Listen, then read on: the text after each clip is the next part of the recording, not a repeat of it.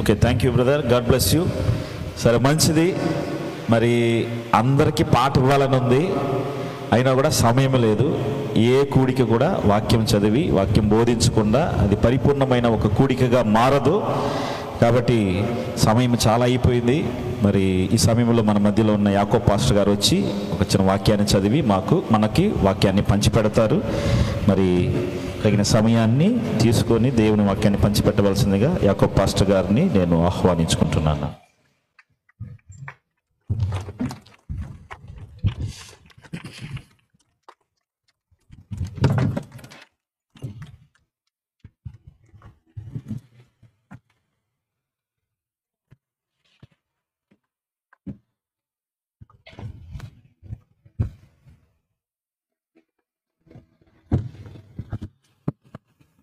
మంచిది ప్రియులారా, మరి ఈ సమయంలో మరి స్థలానికి నన్ను ఆహ్వానించినటువంటి మరి స్థానిక సంఘ కాపరి అభినవ్ గారికి, మరి గృహాన్ని కట్టుకున్నటువంటి ఏస్కేల్ గారికి, ఆయన కుటుంబానికి కూడా యేసుక్రీస్తు నామములో వందనాలు తెలియజేస్తున్నా. మరి ఈ సమయంలో మరి చాలా సమయము మనము దేవుని వాక్యాన్ని చూడొచ్చు, కానీ సమయం చాలా అయిపోయింది. వాస్తవంగా మరి గృహ కూడికల్లో ఇలాగే ఉంటుంది. చివరికి ఒక పావు గంట 20 నిమిషాలు ఇస్తారు, ఇంకా ఎక్కువ టైం ఇచ్చారు నాకు, ఒక అరగంట సమయం. సరే, ఒక అరగంట సమయం దేవుని వాక్యాన్ని చూద్దాం. అందరూ లేచి నిలబడినట్లయితే దేవుని వాక్యాన్ని గౌరవిస్తూ వాక్యాన్ని చదువుకుందాం.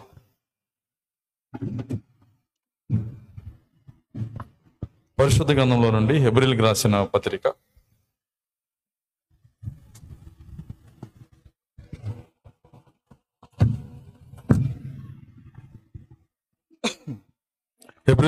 పత్రిక 3వ అధ్యాయము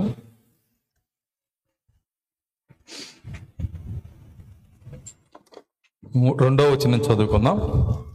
దేవుని ఇల్లంతటిలో మోషే నమ్మకంగా ఉండినట్లు ఈయన కూడా తను నియమించిన వానికి నమ్మకంగా ఉండెను. ప్రతి ఇల్లును ఎవడైనా ఒకని చేత కట్టబడును. సమస్తమును కట్టినవాడు దేవుడే. ఇంటికంటే దాన్ని కట్టినవాడు ఎక్కువ ఘనత పొందినట్లు ఈయన మోషే కంటే ఎక్కువ మహిమకు అర్హుడిగా ఎంచబడింది. ముందు చెప్పబో సంగతులకు సాక్షార్థముగా మోషే పరిచారకుడై ఉండి దేవుని ఇల్లంతటిలో నమ్మకంగా ఉండెను. అయితే క్రీస్తు కుమారుడై ఉండి ఆయన ఇంటి మీద నమ్మకంగా ఉన్నాడు. ధైర్యమును నిరీక్షణ వలన ఉత్సాహమును తుదమట్టుకు స్థిరంగా చేపట్టిన ఎడల మనమే ఆయన ఇల్లు. దేవుడి తన వాక్యం దీవించును గాక. ప్రార్థించుకోం. స్తోత్రములు ప్రభువా, కృపగల తండ్రి, మీ స్తోత్రాలు చెల్లిస్తున్నాం. ఈ యొక్క సమయంలో నీ కుమారుడు ఏస్కేల్ గారి యొక్క ఆయన గృహమును ప్రతిష్ఠ చేసి తండ్రి, ఈ సమయం ముందు ప్రభువా నీ ఘనమైన నామమును పాటల ద్వారా కీర్తించి ఘనపరిచి ఆరాధించి వాక్యం వద్దకు మేము వచ్చి ఉన్నాము. నీ లేఖనమును మా కొరకు ఎరవండి ప్రభువా. ఎందుకంటే ఆయన చేతుల్లో ఎవరైనా పరిశుద్ధ గ్రంథాన్ని తెరవగలరు, కానీ లేఖనం తెరిచి దేవుడు నీవే ప్రభువా. నీ చేతులకు అప్పగిస్తున్నాం. నీ పరిశుద్ధాత్మతో వాక్యాన్ని తెరవమని ప్రార్థిస్తున్నాం తండ్రి. కూడి వచ్చిన ప్రతి బిడ్డని నీ అభిషేకం కింద ఉంచండి ప్రభువా. వారి హృదయాల్లో నీ అభిషేకము దయచేయండి. నా హృదయంలో నీకు అభిషేకము దయచేయండి. నన్ను సిలుచాటును మరుగు చేయండి. నేను బలహీనను బలపరచండి. మీరే మాట్లాడి మీ నామానికి మహిమ తెచ్చుకోమని యేసుక్రీస్తు నామములో ప్రార్థించి వేడుకొంచున్నాము. ఆమేన్. కూర్చోండి.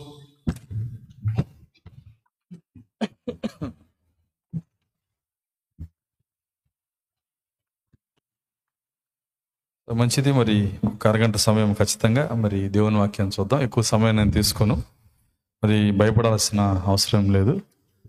మరి చదవబడినటువంటి లేఖనంలో నుంచి కొన్ని కార్యాలు నేను చూడాలని ఇష్టపడుతున్నా.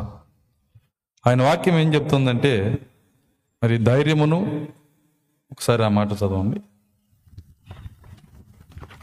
హెబ్రీయులకు రాసిన పత్రిక 3వ అధ్యాయము.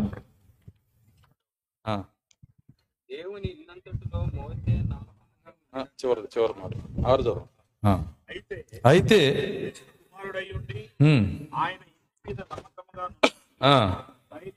ధైర్యమును నిరీక్షణ వలన ఉత్సాహమును తుదమట్టుకు స్థిరముగా చేపట్టిన ఎడల మనమే ఆయన ఇల్లు. మరి ఒక మాట గుర్తుంచుకుంటే చాలు, మనం ఎవరు అంట? మనమే ఆయన ఇల్లు. సో దేవుడు ఆయన సర్వశక్తి గల దేవుడు, భూమి ఆకాశములు పట్టజాలని దేవుడు. అంత గొప్ప దేవునికి ఇల్లు కావాలంటే ఆయన ఎట్లాంటి ఇల్లు అయినా కట్టుకోగలడు. ఆయన సర్వశక్తి గల దేవుడు గనక మరి విశ్వం కూడా పట్టని దేవుడు మరి ఒక ఇల్లు కోరుకున్నాడు. ఆయన ఒక ఇంటిని నియమించుకున్నాడు. ఆయన ఉండాలని కోరుకొని ఆయన నియమించుకున్నటువంటి ఇల్లు ఎవరా ఇల్లు? మనమే. చూడండి, 5 నుంచి 6 అడుగులు ఉంటాం అంతే. చూడండి, మనలో ఆయన ఉండాలని ఇష్టపడుతున్నాడు. ఆయన మనమే ఆయన ఇల్లు. చూడండి, దేవుడు ఆయన సర్వశక్తి గల దేవుడు. ఆయన మనుషుల చేతులతో కట్టిన కట్టడాల్లో నేను ఉండను కానీ జీవము కలిగిన దాంట్లో ఉంటానని చెబుతున్నాడు ఆయన. ఎందుకంటే ఈ సిమెంట్తో కట్టినవి, లేదంటే బంగారంతో కట్టినవి, వెండితో కట్టినవి, చెక్కతో కట్టినవి నిర్జీవమై ఉంటాయి కానీ అందులో జీవం ఉండదు.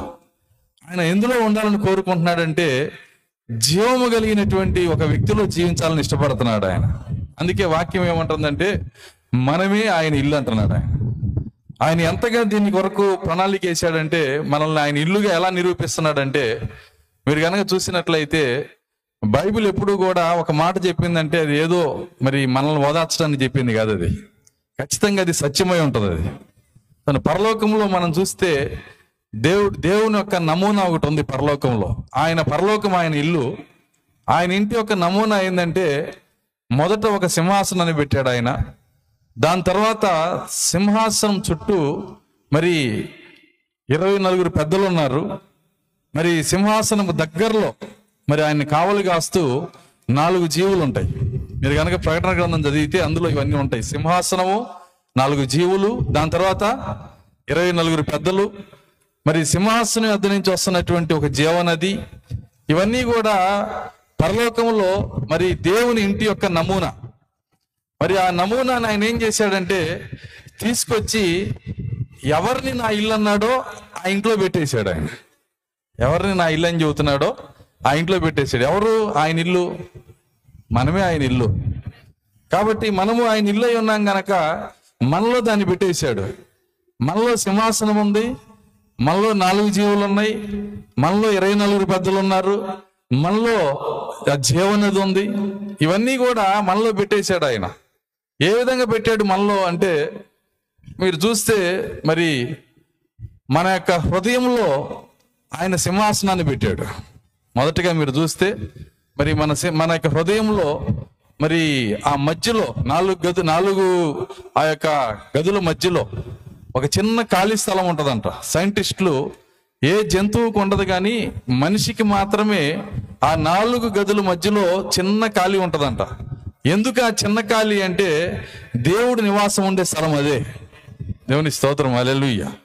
ఎందుకంటే మనిషిని మరి హృదయాన్ని దేవుడు కోరుకుంటాడు, మనిషి యొక్క హృదయాన్ని. అయితే దయ్యము కూడా ఒకటి కోరుకుంటుందండి మీలో, మన తలను కోరుకుంటుందంట. అది దయ్యానికి ఏం కావాలంటే మన మనసు కావాలి. దానికి మనసు ఒక చోట ఉంటుంది, అది కోతి అన్నమాట. ఇక్కడే కుర్చీలో ఉన్నట్టు ఉంటుంది కానీ అది ఏ కొమ్మ మీదకి వెళ్ళిపోయి ఉంటుంది అది. కాబట్టి దయ్యం ఏం చేస్తుందంటే ఆ యొక్క శిరస్సు కోరుకుంటుంది, కానీ దేవుడు హృదయాన్ని కోరుకుంటాడు. కాబట్టి హృదయాన్ని కోరుకునేటువంటి దేవుడు, హృదయము నిర్మించిన దేవుడు ఆ 4 గదుల మధ్యలో ఒక చిన్న ఖాళీ పెట్టి ఆ ఖాళీలో తాను వచ్చి తన సింహాసనాన్ని అందులో వేసి అక్కడ నివాసం ఉంటున్నాడు. ఆ యొక్క సింహాసనం చుట్టూ ఏమున్నాయని చెప్పాను, పరలోకంలో 4 జీవులు. ఆ 4 జీవులకి మాదిరిగా ఆయన ఏం చేశాడంటే ఆ యొక్క ఖాళీ చుట్టూ 4 గదులు పెట్టాడు హార్ట్లో. సో నా 4 గదులు, ఆ 4 గదులు 4 జీవులకి మాదిరిగా ఉన్నాయి. అక్కడి నుంచి మరి దాని తర్వాత మరి 24 పెద్దలు ఉన్నారు అక్కడ ఈ హార్ట్ చుట్టూ, ఈ యొక్క సింహాసనం చుట్టూ. మరి సైన్స్ని మీరు చూస్తే ఇటుపక్క 24, ఇటుపక్క 12, ఇటుపక్క 12 పకటెముకలు ఉన్నాయంట లెక్క పెడితే. ఎందుకు 12 పెట్టాడు, ఇటు 12 ఎందుకు 24 పెట్టాడు? ఏ డాక్టర్ చెప్పడు, బైబిల్ చెప్పిద్ది మనకి. దేవుని స్తోత్రం, హల్లెలూయా. ఎందుకంటే బైబిల్లో ఏం రాస్తుందంటే మరి పరలోకము ఏ విధంగా ఆయన ఇల్లు, భూమి మీద నివసిస్తున్న నీవు ఆయన ఇల్లు అయి ఉన్నావు. సో మనమే ఆయన ఇల్లు. ఇంకా చెప్పాలంటే పరలోకాన్ని ఆయన వదులుతాడు కానీ నిన్ను వదిలిపెట్టాడు ఆయన. ఆయన శాశ్వతంగా నివాసం చేయబోయే ఇల్లు ఎవరో కాదు, పరలోకం కాదండి, మనమే. దేవుని యొక్క శాశ్వత నివాసం ఇక్కడే. అందుకే ప్రకటన గ్రంథంలో మీరు చూసినట్లయితే ఆయన యుగాయుగములు నిరంతరము నివాసం ఉండే స్థలము ఈ భూమి అని చెప్పి రాసి ఉంది అక్కడ. మరి ఎక్కడ ఆయన నివాసం చేస్తాడంటే భూమి మీద కాదు, లేకపోతే చర్చిలో కాదు, లేదంటే ఇళ్లలో కాదు, ఈ యొక్క సిమెంటుతో కట్టిన కట్టడాల్లో కాదు, కానీ జీవం కలిగిన దాంట్లో నివాసం చేసే దేవుడు ఆయన. కాబట్టి 24 మరి పక్కటెముకలు ఇచ్చి దాని మధ్యలో ఆయన తన సింహాసనాన్ని వేసి 4 జీవులకి మాదిరిగా 4 గదులను పెట్టి అక్కడ నుండి ఆయన మరి ఆ యొక్క జీవనదిని ప్రవహింపజేస్తున్నాడు. ఏంటి జీవనది? జీవనది ఏందండి? హార్ట్ నుంచి ఏమొస్తుంది? రక్తంలో ఏముంది? బైబిల్లో ఉంది కదా, రక్తంలో ఏముంది? జీవం ఉంది. ఆ జీవనది ఎక్కడెక్కడికి పారిద్దో అక్కడంతా జీవం. సో ఒక ఆయనకి కాళ్ళు ఇంత మొక్క తీసేశారు. ఏంటంటే రక్తం రావట్లేదండి అక్కడ దాకా. రక్తం పారకపోతే అక్కడి నుంచి అది పనికిరాదు, దాన్ని తీసేస్తారు. జీవనది ఎక్కడెక్కడికి వస్తుందో అక్కడ వస్తుందా? దేవుని స్తోత్రం, హల్లెలూయా. అక్కడ జీవం వస్తుంది. కాబట్టి బైబిల్ ఏమంటుందంటే మనమే ఆయన ఇల్లు. సో వాక్యం ఏం చెప్తుందో ఆ చెప్పినటువంటి మాట ఖచ్చితంగా ఇప్పుడు సైన్స్ను బట్టి అది నిరూపించబడతా ఉంది. బైబిల్ ఏం చెప్తుందంటే దేవుడు మనల్ని ఎలా చేశాడంటే ఆయన భూమిలో నుంచి మట్టిలో నుంచి మనల్ని చేశాడంట. మట్టిలో నుండి మనల్ని చేశాడు, అది బైబిల్ చెప్తుంది. మట్టిలో నుంచి చేశాడు అంటే దాని అర్థము మనకు కొంత బంకమన్ని ఇస్తే మనం కూడా ఒక మనిషిని ఒక రూపాన్ని చేసినట్టు కాదు. ఆయన చేతిని ఆ భూమి లోపలికి పెట్టి మండుతున్నటువంటి ఆ లావాల్లో నుంచి 16 మూలకాలు బయటికి తీసి నిన్ను నన్ను చేశాడంట ఆయన. ఏంటి ఆ 16 మూలకాలు అంటే ఈరోజు మనకు తెలుసు. ఎవరికైనా బాగా నీరసంగా ఉంటే డాక్టర్ దగ్గరికి వెళ్తారు. వెళ్ళినప్పుడు డాక్టర్ ఏమంటాడంటే మరి నీకు కొద్దిగా ఇనుము తగ్గింది అంటాడు. సరే మన భాషలో చెబుతున్నాను నేను, ఐరన్ కాదు, ఏందంట ఇనుము తగ్గింది. ఇనుము తగ్గిందంటే నేనేమన్నా ఐరన్ మ్యాన్ ఇనుము తగ్గటానికి అడగగా నువ్వు, ఎందుకంటే నీ లోపల ఏముంది? ఐరన్ ఉందంట. ఐరన్ ఎట్లా వచ్చింది? అది భూమిలో ఉంటది కదా. దాని భూమిలో ఉన్న ఇనుము మరి నీలో ఎందుకు వచ్చింది? దానికి వాక్యమే సాక్ష్యమై ఉంది. వాక్యం ఏమంటుందంటే నిన్ను భూమిలో నుంచి తీశాడు ఆయన. అక్కడ సల్ఫరు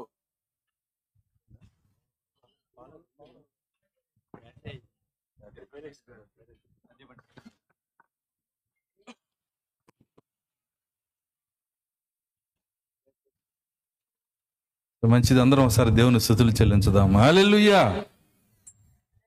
అక్కడ ఉన్నటువంటి మరి ఆ కాల్షియము, ఆ సల్ఫరు, ఇవన్నీ కూడా 16 రకాల మూలకాలతో దేవుడు మనల్ని తయారు చేసి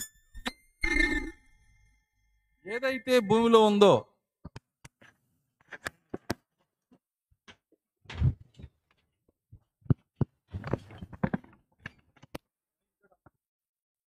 ఓకే, ఇది కంటిన్యూ. ఓకే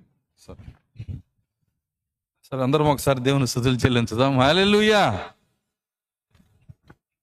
ఏదైతే మరి ఆ భూమిలో ఉన్నటువంటి 16 మూలకాలు ఉన్నాయో ఆ మూలకాలతో దేవుడు మనల్ని తయారు చేశాడు. మరి భూమిలో ఉన్నటువంటి ఆ మూలకాలతోనే ఈ భూమిలో ఉన్న మూలకాలను మనం పూర్తి చేయాల. ఈ భూమిలో ఏదైనా తగ్గిందనుకోండి, భూమి ఇది ఏంటి? ఇది శరీరం ఏంటి? మన్నైనది. సరే, వెనకటి వల్లనే మన్నైపోను అంటే ఈ శరీరము ఇది ఒక భూమి, మనం చూస్తున్నది ఇది భూమి. అయితే మనల్ని ఈ యొక్క భూమిలో నుంచి మనల్ని తీశాడు ఆయన. అయితే మనము ఈ శరీరం ఏమవ్వాలంటే ఈ భూమిలో ఉన్న కార్యాలతోనే ఇది పోషించబడాలి. చాలా మందికి గోంగూర అంటే చాలా ఇష్టం. ఎందుకు గోంగూర అంటే ఇష్టం అంటే అందులో ఐరన్ ఎక్కువ ఉంటుంది కాబట్టి. ఎవరికైనా ఐరన్ తగ్గిందనుకో ఇందులో ఉన్నది ఏం చేసిద్ది అంటే వాళ్ళకి తెలియకుండానే దాన్ని పిలుస్తూ ఉంటుంది, ఐరన్ కావాలి, ఐరన్ కావాలి. అది ఎక్కడ ఉందో నీకు తెలియకపోవచ్చు, నీ శరీరానికి తెలుసు. అది ఒక పిలుపు అన్నమాట. దానికి బైబిల్ ఏం రాస్తుందంటే కరుణ్ణి పిలుస్తుందని రాస్తుంది అక్కడ. కరుడు, ఈ లోపల ఉన్న కరుడు బయట ఉన్న కరుణ్ణి పిలుస్తూ ఉంటుంది. అది సరే, ఈ లోపల ఏదైతే మరి దేంతో అయితే ఆయన చేశాడో అది బయట ఉన్నదాన్ని పిలుస్తుంటది. లోపల సల్ఫర్ ఉంది, అది సల్ఫర్ని పిలుస్తూ ఉంటది. ఒక చిన్నపిల్లోడు మరి ఆ పిల్లోడికి ఒక ఎరైజర్ ఇచ్చి పంపించినప్పుడు ప్రతిరోజు ఒక ఎరైజర్ తినేసి వస్తున్నాడు అంట. ప్రతిరోజు ఒకటి తినేసి వస్తున్నాడు. తల్లికి అర్థం కాల, రోజు ఒక ఎరైజర్ తినేస్తున్నాడు, ఏమైంది అని చెప్పి డాక్టర్ దగ్గర తీసుకెళ్తే ఆ డాక్టర్ పరిశీలించి ఏమన్నాడంటే, ఈ పిల్లోళ్ళలో ఆ సల్ఫర్ తగ్గింది కనుక ఈ యొక్క ఎరైజర్ని తిని దానిలోంచి దాన్ని పూర్తి చేసుకుంటున్నాడు. అప్పటి నుంచి ఎరైజర్ ఇవ్వకుండా పంపిస్తున్నారంట. పంపిస్తుంటే ఒకరోజు ఇంటికి వచ్చేటప్పటికి ఆ సైకిల్ వాళ్ళ డాడీ యొక్క సైకిల్ ఉంటే అక్కడ దాని పెడలు తినేసాడంట. ఎందుకంటే వాడు ఎట్లయినా సరే దాన్ని తీసుకోవాల్సింది. లోపల ఏముందో అది బయట ఉన్నదాన్ని పిలుస్తూ ఉంటుంది. సరే, లోపల పరిశుద్ధాత్మ ఉంటే బయట నుంచి దేవుని వాక్యాన్ని పిలుస్తూ ఉంటుంది. దేవుని స్తోత్రం, హల్లెలూయా. లోపల దయ్యం ఉంటే చెప్పండి, దేన్ని పిలుస్తుంది? దయ్యపు కార్యాలని పిలుస్తుంది. ఎక్కడ సినిమాలు ఉన్నాయో, ఎక్కడ నాటికలు ఉన్నాయో, ఎక్కడ మురికి ఉంటుందో అదే పిలుస్తుంటుంది. కరుడు ఎప్పుడు కరుణ్ణి పిలుస్తానే ఉంటుంది. అయితే నీ లాగుడు ఏంటో నువ్వు చూసుకోవాలా. దేవుడు నిన్ను దయ్యం కొరకు చేయలా. నువ్వు దయ్యం యొక్క ఇంటివి కాదు. నువ్వు ఎవరిల్లు? నువ్వు దేవుని యొక్క ఇల్లు అయి ఉన్నావు నీవు. దేవుని స్తోత్రం, హల్లెలూయా. కాబట్టి బైబిల్ ఏమంటుందంటే మనమే ఆయన ఇల్లు అని చెబుతుంది. మనమే ఆయన ఇల్లు. ఒక ఇంటిని చూస్తే మీరు ఎన్ని గదులు ఉన్నప్పటికీ కూడా ఆ ఇంటికి 3 ప్రాముఖ్యమైనవి. ఒక ఆయన ఒక ఇల్లు కట్టాడు, 5,000 కోట్లతో కట్టాడంట. 5,000 కోట్లు, అది ఒక ఇల్లే. కానీ అందులో ఎన్ని పార్ట్స్ ఉన్నా కానీ ఉండేది 3 ఏంటంటే, ఒకటి మొట్టమొదట ఒక హాల్ ఉంటుంది, దాని తర్వాత మరి బెడ్రూమ్ ఉంటుంది, కిచెన్ ఉంటుంది, కిచెన్ తర్వాత బెడ్రూమ్. ఈ 3 ప్రాముఖ్యమైనవి. 3 భాగాలతో ఇల్లు ఉంటుంది. అదేవిధంగా దేవుడు మనల్ని కూడా 3 భాగాలుగా చేశాడు. ఒకటి శరీరము, 2 మరి ప్రాణము, 3 ఆత్మ. 3 కార్యాలతో చేశాడు. మనస్సు, ప్రాణమన్నా మనసన్నా 2 ఒకటే. 3 భాగాలుగా ఈ యొక్క మనిషిని చేశాడు ఆయన. ఇంటిని 3 భాగాలకు ఎందుకు వాడతామో దేవుడు నిన్ను కూడా అలాగే వాడతాడు. నిన్ను కూడా ఆయన అదే విధంగా వాడుకుంటాడు. నీ లోపలికి వచ్చినప్పుడు, నిన్ను ఆయన ఇంటిగా చేసుకున్నప్పుడు నీ యొక్క 3 భాగాలు దేవుడు వాడుకుంటాడు. ఆమె చెప్పగలరా? నీ హాల్ని ఆయన వాడుకుంటాడు, నీ యొక్క ప్రాణాన్ని ఆయన వాడుకుంటాడు, నీ యొక్క కిచెన్ వాడుకుంటాడు, దాని తర్వాత నీ యొక్క బెడ్రూమ్ను కూడా ఆయన వాడుకుంటాడు. ఎందుకంటే మనం ఆయన ఇల్లు అయి ఉన్నాం. ఎందుకు మనకి ఇల్లు అంటే, ఆయన కల్వరి శిలువలో తన రక్తాన్ని గార్చి తన సొంత రక్తం ఇచ్చి మనల్ని కొన్నాడు. ఆయన మన సొత్తు కాదు, కానీ మనం ఆయన సొత్తు అయి ఉన్నాం. మనం ఏమంటాం? నా ఇష్టం అండి అంటాం. సరే, నీ జీవితం నీ ఇష్టం కానే కాదు. బైబిల్ ఏమంటుందంటే నిన్ను ఆయన కొన్నాడు. ఆయన ఒక చిన్న గేదెని తీసుకొచ్చి నువ్వు కొనుక్కొని ఇంటికి వస్తే అది కనుక వెళ్ళిపోతే ఊరుకుంటావా? ఎందుకు ఊరుకోవు? కనీసం ఆ కోడిపుంజు ఇంటికి తీసుకొస్తేనే అది వెళ్ళిపోతే ఊరంతా తిరిగి తెచ్చుకుంటావు కదా. నిన్న ఆయన స్వరక్తం ఇచ్చి కొన్నాడు. ఆయన నా ఇష్టం అండి, నేను ఎట్లయినా పోతానని గేదంటే ఏం చేస్తావు? అవసరమైతే అది రాకపోతే దానికి ఒక తాడు కట్టి, దాన్ని అవసరమైతే ఒక కర్ర తీసుకొని ఇంటికి వచ్చేదా తన్ని తీసుకొస్తావు. అంతే దేవుడు కూడా. దేవుడు కనుక నిన్ను కొన్నట్లయితే తన దగ్గరికి వచ్చేదాకా నిన్ను వదిలిపెట్టాడు ఆయన.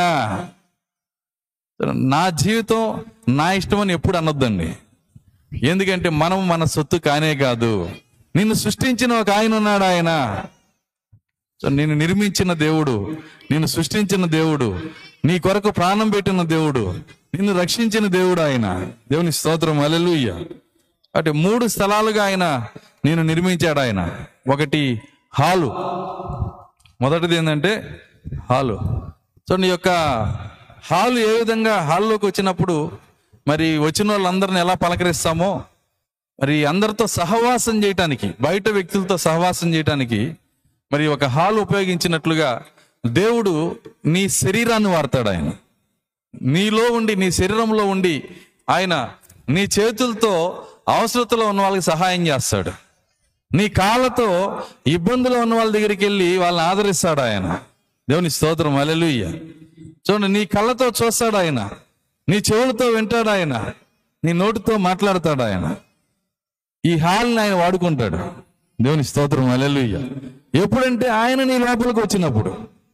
మొదటగా నువ్వు చేయాల్సిన పని ఏంటంటే, నీ ఇంటిలోకి రావలసిన ఓనర్ని లోపలికి తీసుకురావాలా. నీ యొక్క శరీరం లోపలికి ఏం చేయాలంటే అసలైన ఓనర్ని లోపలికి తీసుకురావాలి. ఒక ఇల్లు కట్టిన తర్వాత ఆ ఓనర్ కనుక లోపల రాకపోతే, ఇల్లు కట్టి వదిలేశారు, తలుపులు కూడా తీయేసి మొత్తం వదిలేశారు, ఓనర్ లోపలికి రాకపోతే ఏమొస్తాయి? ఏమొస్తాయండి? దానికి లిస్టు పెద్దది. అది కుక్కలు రావచ్చు, పందులు రావచ్చు, గబ్బిలాలు రావచ్చు, ఏదైనా రావచ్చు. చూడండి, ఒక పంది లోపలికి వచ్చి ఇల్లు శుభ్రంగా లేదని ఊడ్చుకుంటుందా? ఊడ్చుకోదు కదా. ఏదైనా లోపలికి రావచ్చు. ఓనర్ రాకపోతే, ఓనర్ వస్తే ఎవరైతే ఓనర్ కాని వాళ్ళు ఉంటారో వాళ్ళందరినీ బయట నెట్టేస్తాడు ఆయన. ఒక పంది లోపల ఉండగా ఒక కుక్క కూడా లోపలికి వచ్చిందంటే రెండు పాటాడుకో సర్దుకొని ఉంటాయి. ఎందుకంటే ఈ ఓనర్ కాదు కాబట్టి. వింటున్నారా? ఒక పాపం లోపల ఉండగా ఇంకో పాపం వచ్చిందనుకో, ఒక దెయ్యం లోపల ఉండగా ఇంకో దెయ్యం వచ్చిందనుకో సర్దుకొని ఉంటాయి. వింటున్నారా? ప్రభువు చెప్పాడు, ఏమన్నాడంటే, ఒక అపవిత్ర ఆత్మ ఒక వ్యక్తిని వదిలి వెళ్ళిపోయినాక అదేం చేస్తుందంటే దానికంటే చెడ్డవి కావాలంట. దానికి ఏడిని తీసుకొని వచ్చి లోపలికి వచ్చి అడ్జస్ట్ చేసుకుందాం రా అని చెప్పి వస్తాయి అంటే. కానీ ప్రభువు అలా కాదండి. ఆయన ఒక్కడే నీ లోపలికి వచ్చాడంటే ప్రతి దయ్యాన్ని బయటికి నెట్టేస్తాడు ఆయన. హల్లెలూయా. అందుకే చాలా మంది భయం లోపలికి పిలవాలంటే. ఆయన వస్తేనండి, లోపలికి వస్తే సినిమాలు చూసే దయ్యం భయపడిద్దండి, బాధపడిద్ది. టీవీలు చూసే దయ్యం బాధపడిద్దండి. మందు తాగే దయ్యం భయపడిద్దండి. ఆయన ఒక్కడొస్తే అన్నిటి బయట నెట్టేస్తాడు ఆయన. కాబట్టి ఆయన ఒక్కడిని పిలవటానికి ఎవరు ఇష్టపడరు. మీకు తెలుసా, అక్కడున్న మరి ఆ యొక్క గెరాసేనులో ఆయన దయ్యం పట్టిన వాడిని స్వస్థపరిచినప్పుడు అక్కడున్న ప్రజలు ఏం కోరుకున్నారంటే, ఆ స్వస్థత వచ్చిన తర్వాత వాళ్ళు ఏమంటున్నారంటే, యేసుక్రీస్తుకి ఎదురెళ్ళి, అయ్యా దయచేసి మా ఊరికి మాత్రం రావద్దని చెప్పారు. యేసుని రమ్మని కోరుకుంటారు కానీ వాళ్ళు వద్దని చెబుతున్నారు. ఎందుకంటే ఆయన లోపలికి వస్తే లోపల ఉన్న దెయ్యాలు వెళ్ళిపోతాయని వాళ్ళకి అర్థమైపోయింది. ఆల్రెడీ దాన్ని ప్రాక్టికల్గా చూపించాడు. ఆ సేనాని దెయ్యం పెట్టిన వ్యక్తిని మరి అతనికి ఉన్న దెయ్యాలని వదలగొట్టాడు. ఆ 2000 దెయ్యాలు ఆ యొక్క వ్యక్తిని వదిలిపెట్టి అక్కడ ఉన్నటువంటి పందుల్లోకి వెళ్ళినాయి అంట. అవి అడిగినాయి, పర్మిషన్ అడిగినాయి. అయ్యా, ఈ మనిషిని వదిలిపెడుతున్నాం, మేము వెళ్ళి ఉండటానికి ఒక నివాసం మాకు చూపించమంటే, అదిగో అక్కడ పందులు ఉన్నాయి, అందులోకి వెళ్ళమంటామంటే వెళ్ళిపోమన్నాడు ఆయన. 2000 దెయ్యాలు వెళ్ళి పందుల బందకి లోపలికి వెళ్ళినాక ఆ పందులు ఏమనుకున్నాయి అంటే, ఈ దయ్యం బట్టి జీవించే జీవితం మాకొద్దు, దీనికంటే సముద్రం వద్దకు చచ్చిపోతామని చచ్చిపోయినాయి అంట అన్ని. అర్థమవుతుందా? అన్నీ కూడా సముద్రంలో దూకి చనిపోయినాయి. కానీ మనుషులు మాత్రం దయ్యాలతో వారి ఇళ్లలో నివసింపగోరి యేసును మాకు వద్దు అంటున్నారంట. కానీ దేవుడు జగత్తు పునాది వేయబడక ముందే కొంతమందిని ఎన్నుకున్నాడు ఆయన. ఎవరినైతే ఎన్నుకున్నాడో వాళ్ళని కొన్నాడు ఆయన. ఎవరిని కొన్నాడో వాళ్ళని వదిలిపెట్టాడు ఆయన. అవసరమైతే పౌలను గుర్రం మేంచి పడేసినట్టు కింద పడేస్తాడు ఆయన. దేవుని స్తోత్రం, హల్లెలూయా. అవసరమైతే సముద్రంలో చేపను పంపించి వెనక్కి తీసుకొస్తాడు ఆయన. ఏ విధంగా అయినా చేయగలిగిన దేవుడు. దేవుని స్తోత్రం, హల్లెలూయా. కాబట్టి మనము ఇట్లాంటి ఇల్లు చూసినప్పుడు ఒక విషయాన్ని మనం గుర్తుంచుకోవాలి. ఏంటంటే మనమే ఆయన ఇల్లు. దేవుని స్తోత్రం, హల్లెలూయా. ఎందుకంటే ఈ యొక్క భూ సంబంధమైనటువంటి గృహాలు, ఇక్కడ ఉన్నటువంటి ఇల్లు, ఇదేదైనప్పటికీ మంచిదే కానీ, మనం భూ సంబంధంగా ఉండగా అవి మంచిదే కానీ, శరీరమును విడిచిపెట్టినాక ఈ ఇల్లు ఎందుకు పనికిరాదండి. మనము కట్టుకున్న ఏ ఇల్లు, నువ్వు 10,000 కోట్లతో కట్టుకున్నా ఆ ఇల్లు మనకు పనికిరాదు. శరీరమును విడిచిపెట్టినాక మరలా మనకు ఒక ఇల్లు కావాలి. ఆమె చెప్పగలరా? శరీరమును విడిచిపెట్టినాక మరలా మనకు ఒక ఇల్లు కావాలి. అదే బైబిల్లో రాస్తుంది. సరే చూద్దాం, కొన్ని లేఖనాలు చూద్దాం. నేను అనుకున్నాను 1 గంటన్నర చూద్దామని. సరే, నేను అనుకున్న దాన్ని కుదించి చెప్పాలా. కీర్తనలు 49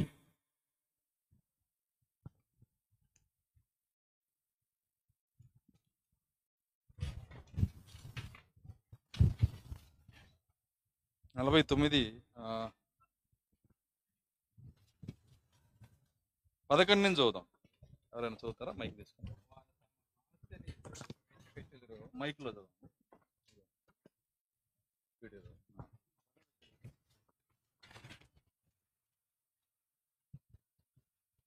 కీర్తనలు 49:11. వారు తమ ఆస్తిని ఇతరులకు విడిచిపెట్టుదురు, తమ ఇండ్లు నిరంతరము నిలుచుననియో, తమ నివాసములు తరతరములకు ఉండుననియో వారు అనుకుందురు. తమ భూములకు తమ పేర్లు పెట్టుదురు, ఘనత వహించిన వాడైనను మనుషుడు నిలవజాడడు. చూడండి, తమ భూములకు తమ పేర్లు పెట్టుదురు, తమ ఇళ్ళకి తమ పేర్లు పెడతారు. లోపల మరి శాంతం ఉందనుకోండి, ఇంట్లో ఇల్లు కట్టించుకుందనుకో, బయట శాంతమ్మ నిలయం అని పెడతారు. వింటున్నారా? ఒక 100 ఏళ్ల తర్వాత శాంతమ్మ ఉంటుందా లోపల? సో అదే చెప్తుంది బైబిల్. ఏమంటుందంటే తమ నివాసములు, తమ ఇల్లు, తమ ఆస్తిని ఇతరులకు విడిచిపెట్టుదురు, తమ ఇండ్లు నిరంతరం నిలుచుననియు, తమ నివాసములు తరతరములకు ఉండుననియు వారు అనుకొందురు.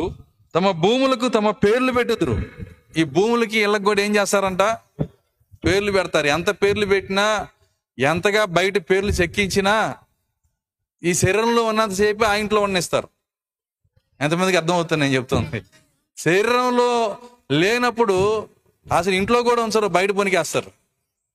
కాబట్టి ఈ ఇంటికి, కట్టిన ఇంటికి, శరీరం అనే ఇంటికి సంబంధం ఉంది ఇక్కడ. అయితే శరీరం అనే ఇంట్లో ఉన్నప్పుడు మాత్రమే ఈ ఇంట్లో ఉండనిస్తారు. మరి శరీరంలో నుంచి మనం బయటకు వచ్చినాక ఈ ఇంటి వల్ల మనకు ఉపయోగం ఏంటి? ఇంకా చదవండి తర్వాత. నెక్స్ట్, ఘనత వహించిన వాడైనను మనుషుడు నిలవజాలడు. వాడు నశించే మృగం వలను పోలిన వాడు. స్వాతిశయపూర్ణును వారి నోటి మాటను బట్టి వారు నరుసరించి వారికి ఇదే గతి. వారు పాతాళములో మందగా కూర్చబడుదురు. మరణము వారికి కాపరయ్యుండును. ఉదయమున యథార్థవంతులు వారి నేలుదురు. వారి నేలుదురు. వారి స్వరూపములు నివాసము లేనివై పాతాళములో క్షయమైపోవును. అది ఈ మాట కోసం చదివించాను నేను. ఏందంట? వారి స్వరూపములు, వారి ఆత్మలు నివాసము లేనివై పాతాళంలో క్షయమైపోవును. మరణించిన తర్వాత ఒక వ్యక్తికి ఏం కావాలని చెబుతుందంటే, మనం చదివిన వాక్యంలో ఒక నివాసం కావాలంట. ఎవరన్నా కాంట్రాక్టర్లు ఉంటే మరి నేను డబ్బులు ఇస్తాను, కట్టి పెడతారా? మరణించిన తర్వాత ఉండే ఇల్లు ఎవరైనా కట్టి పెడతారా? భూ సంబంధంగా ఎవరైనా ఆత్మ ఉండే స్థలాన్ని కట్టగలరా? ఏ మనిషి కట్టలేడండి. చూడండి, భూ సంబంధంగా మనం జీవిస్తున్నప్పుడు, ఈ శరీరంలో ఉన్నప్పుడు ఈ ఇల్లు మనకు సరిపోయింది. కానీ ఈ శరీరాన్ని విడిచిపెట్టినాక మనం ఉంటున్న ఈ ఇల్లు ఎందుకు పనికిరాదు. అప్పుడు నివాసము లేక పాతాళంలో వారి ఆత్మలు మరి క్షయమైపోతాయి అని బైబిల్ చెప్తుంది. అయితే మరి ఆ నివాసాన్ని చనిపోయినాక మనకిచ్చేటువంటి ఆ నివాసము, దాన్ని మనం ఉండాల్సినటువంటి నివాసము ఎవరు మనకి ఇవ్వగలుగుతారు? నా ప్రశ్న అది. మరణించిన ఆత్మకి ఉండగలిగిన నివాసాన్ని ఎవరు ఇవ్వగలుగుతారు? అది ఎక్కడుంది చూడండి. 2 కొరింథీ 5వ అధ్యాయము 1వ వచనం నుంచి. నాకు ఇచ్చిన అరగంట అయిపోయింది. సరే ఇస్తాను నేను, చదవనా. మనము దిగంబరులము కాక వస్త్రము ధరించుకొనిన వారముగా కనబడదుము. మొదటి నుంచి చదవండి. భూమి మీద మన గుడారమైన ఈ నివాసము ఈ నివాసము శిథిలమైపోయినను చేతి పని కాక దేవుని చేత కట్టబడినది నిత్యమైనది నివాసము పరలోకమందు మనకున్నదని ఎరుగుదము. 2000 సంవత్సరాల క్రితమే కొరంథీ సంఘానికి మరి స్పష్టంగా తెలిసిన విషయం ఇది. ఏంటంటే ఈ భూ సంబంధమైన ఈ గుడారము, ఈ ఇల్లు శిథిలమైపోవటం అంటే ఒకప్పుడు 15 ఏళ్ల క్రితము మరి ఒక వ్యక్తిని చూస్తే ఆ వ్యక్తి ఇప్పుడు నేను చూస్తే గుర్తుపట్టలా ఈరోజు. ఎందుకంటే పరిస్థితులన్నీ మారిపోయినాయి. ఒక 30 ఏళ్ళు అయిందంటే ఇంకెట్లా ఉంటుందో. నా తల మీద వెంట్రుకలు ఊడిపోతాయి, నోట్లో పళ్ళు ఊడిపోతాయి, ఆ యొక్క చర్మం ముడతలు పడిపోయిద్ది, శరీరం అంతా ఇదేమైపోయింది అంటే శిథిలమైపోయిద్ది. దీన్ని ఎంత బాగు చేసినా, దీని అవసరమైతే ఫెయిర్ అండ్ లవ్లీలో నానబెట్టినా, అర్థమవుతుందా? ఫెయిర్ అండ్ లవ్లీ అయితే ముడతలు ఉండవు అని చెప్పి అంటున్నారు కదా, దాంట్లో మీరు నానబెట్టండి, అవసరం అయితే ఏమైనా మార్పు వస్తుందేమో. ఈ శిథిలం అవ్వకుండా ఎవరు దీన్ని కాపాడలేరు. ఇది ఖచ్చితంగా శిథిలం అయిపోయింది. అయితే బైబిల్ ఏమంటుందంటే, నీవు గనక యేసుక్రీస్తు నీ హృదయంలోకి రానిచ్చినట్లయితే, దేవునికి నువ్వు ఇంటిగా ఉన్నట్లయితే, ఆయన ఏమన్నాడు చూడండి, ఇది శిథిలమైపోయినను చేతి పని కాక దేవుని చేత కట్టబడినదియు నిత్యమైనదైన నివాసము పరలోకమందు మనకున్నదని ఎరుగుదాము. ఆ ఇల్లు ఎట్లాంటిదంట? నిత్యమైన నివాసం. దేవుని స్తోత్రం, హల్లెలూయా. మరొక ఇల్లు మనకుంది. ఇది ఇల్లు అయితే శరీరము, ఆయన ఇచ్చేది కూడా ఒక ఇల్లు అంటున్నాడు, అది కూడా ఒక శరీరము. దాన్ని ఏమంటారంటే థియోఫనీ అంటారు. దాన్ని ఏమంటారంటే వాక్య శరీరం అంటారు. ఈ వాక్య శరీరము పరలోకంలో మనకు ఉన్నది. దేవుని స్తోత్రం, హల్లెలూయా. ఎంత గొప్ప ఆదరణ అండి. పెద్ద కోటేశ్వరుడు కూడా, ప్రపంచ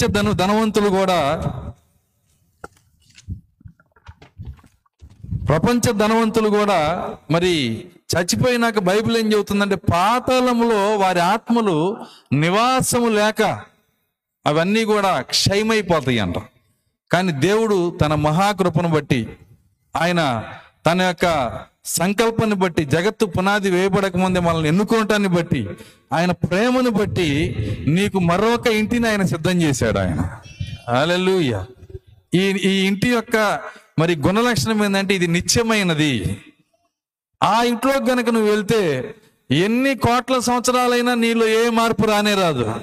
ఒక్క ఇంట్లో కూడా తెల్లబడదు, ఒక పన్ను కూడా రాలిపోదు, నీ చర్మం ముడతలు పడదు. ఎందుకంటే అది నిత్యమైన ఇల్లు అయి ఉంది. అది మనుషులు కట్టింది కాదు.